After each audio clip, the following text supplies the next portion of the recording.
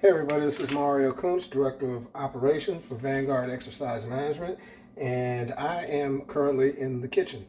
A lot of the, actually one of the most common questions that I get about fitness doesn't actually have to do with anything in the gym. It has more or less to do with nutrition and eating, and one of the questions I get is, well, what do you eat to stay lean, and how do you eat to stay lean and still have the energy that you need to get through the day and get through your workouts? Well, in my opinion, it all starts in the kitchen.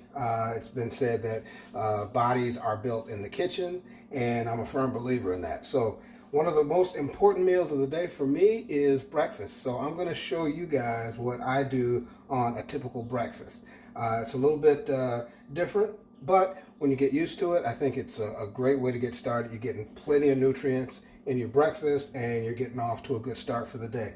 So what I'm going to do is show you what I'm actually doing. It is a meal that consists of tuna as the primary base of your nutrition source. 20 grams of protein in a single can of tuna, so that's a great start. So I'm going to start by cracking a single egg.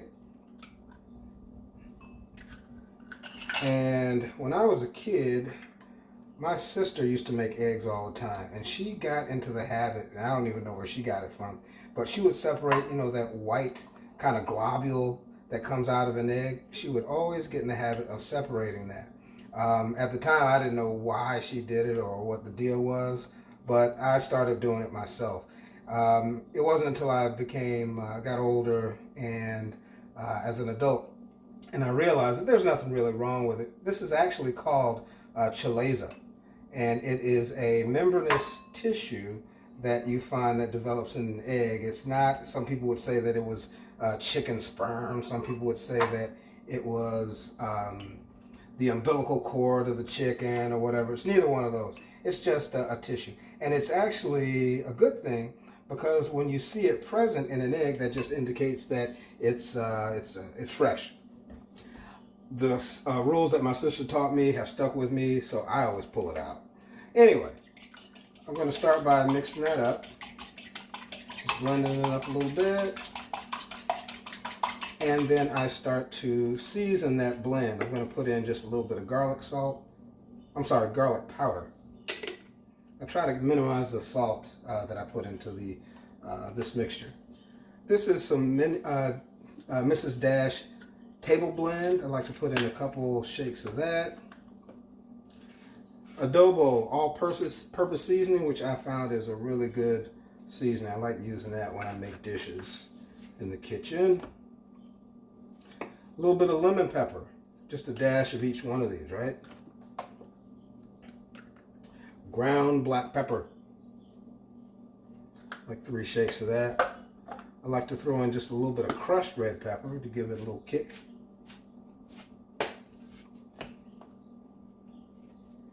And then finally just a dash of onion powder. All right, so I got all that mixed in. I'm going to start to blend it so that the ingredients come together.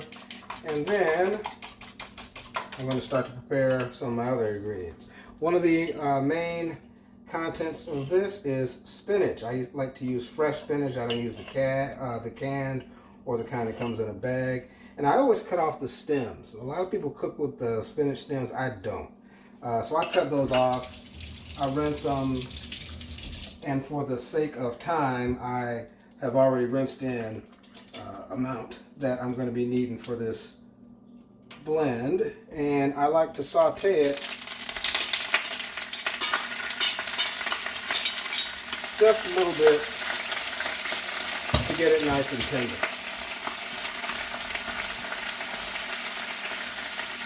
I will also take a single clove of garlic.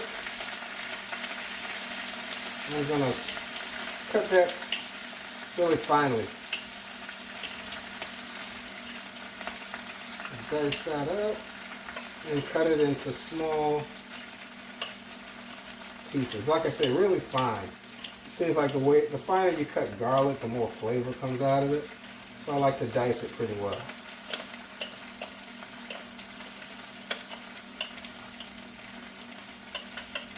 So it kind of ends up looking like that. I'm going to throw that in there also.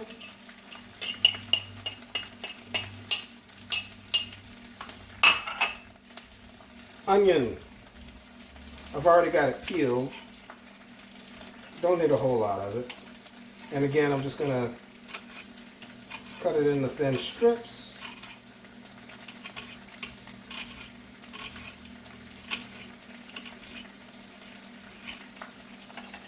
Lengthways. And then I cut it across. Again, just kind of dicing it up.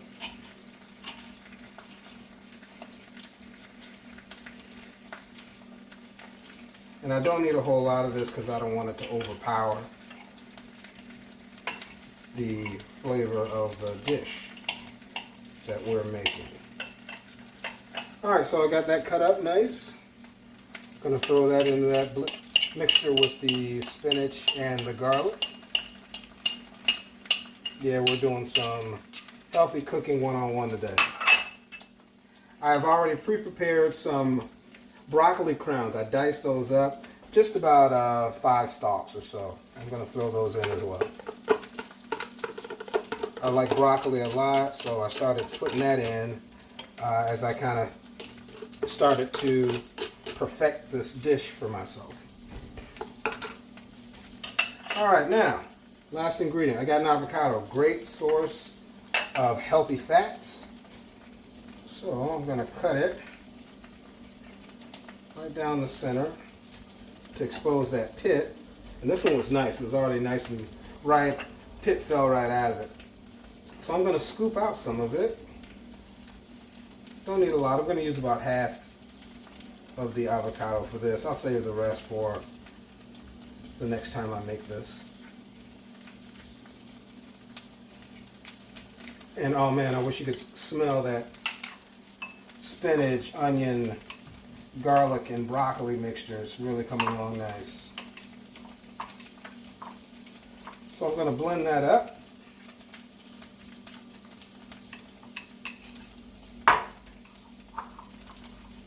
I like to mash it with a fork so it blends a lot better.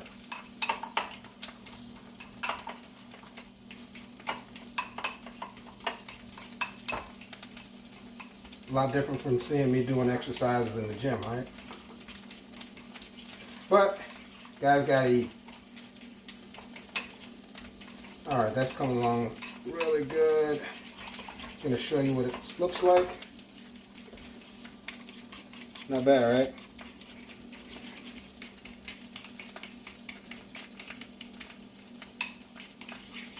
Okay, we got that going, and now the final secret ingredient. I'm going to take that can of drained tuna.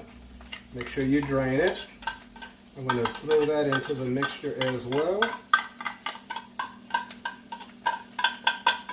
Now I remember when I was training for competitions, when I was doing bodybuilding shows, I would eat tuna like right out of the can. I might season it a little bit with ketchup and mustard or something. But sometimes I would eat it right out of the can, just for a nice little boost of protein. Alright, I'm going to mix that together.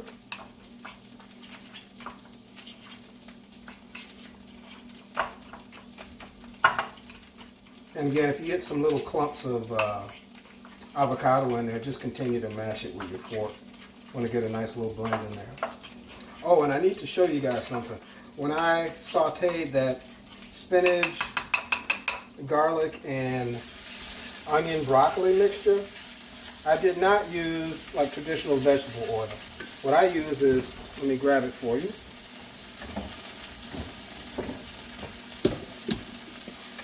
I use Flax Cooking Oil, a lot less fat in it. This is an organic blend, and you can find this at a lot of grocery stores. But I just, just a couple little, just enough to coat the skillet that you're cooking the dish in. It's going to be enough. All right. So this is coming along real good. It's all sauteed. It's nice and soft. I'm going to add this to my mixture as well.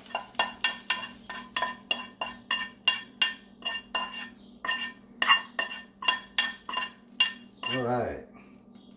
I'm going to put that back on the stove. I'm going to mix all that in together. Man, that is looking really good.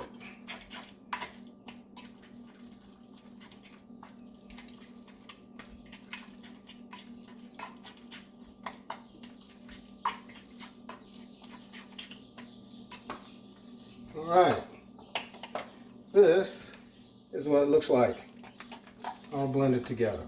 I'm going to get some more of that organic Flax Cooking Oil and add it to my skillet because we're ready to cook this up.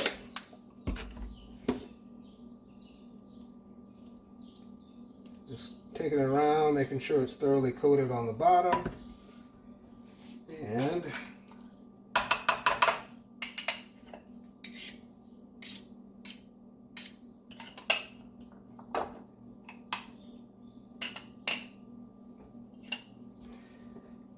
here we go. You hear that sizzle? That means it's going to be good.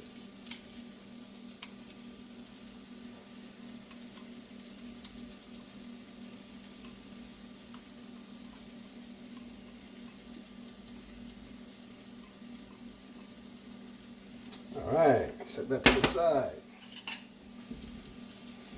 The heat is like medium high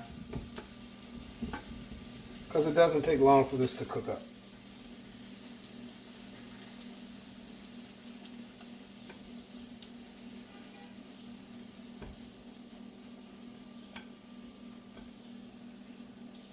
Hey, can you see that? Let me angle it down. That's what it looks like as it's cooking in that skillet.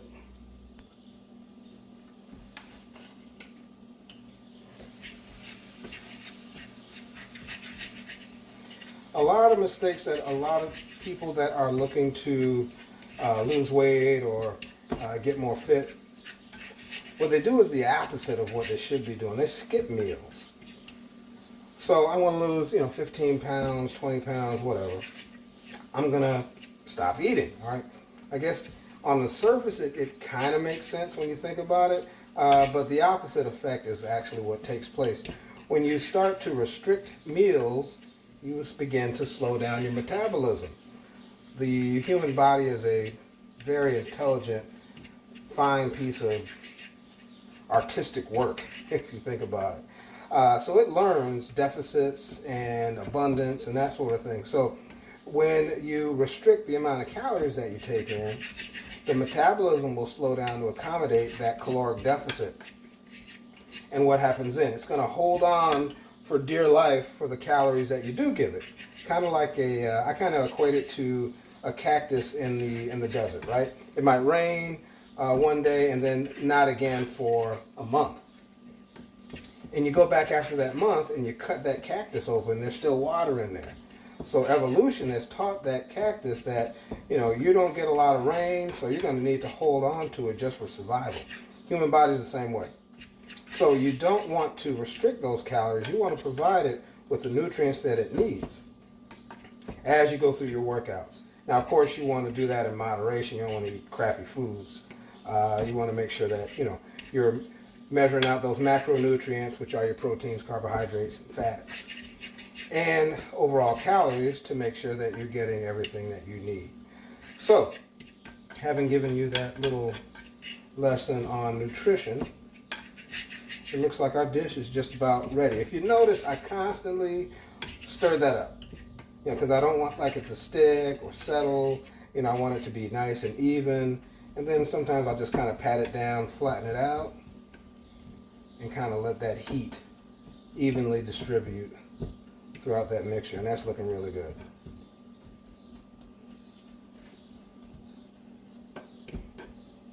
So another minute or so, and that should be good and ready. And I'll be available to start my breakfast and get on with my day.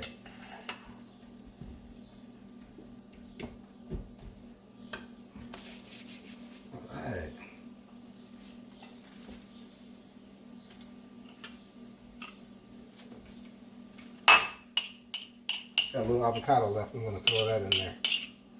Can never have too much avocado.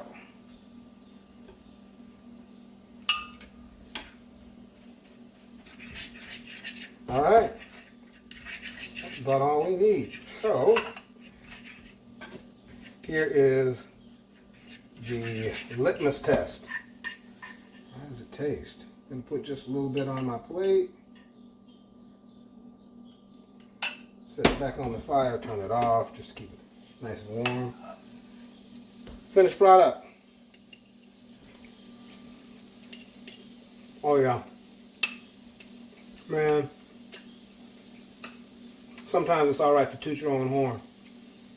And I'm tooting my own horn. This is really good. So, give it a shot next time you're in the kitchen and you decide to make yourself a nice healthy breakfast. Try this out. It's the Vanguard tuna blend. I don't even know what to call it, but it's real good. Give it a shot. Let me know what you think. If you got any comments, please leave them. And until next time, remember the Vanguard motto, which is to train hard, eat clean, and stay focused. I'll see you next time.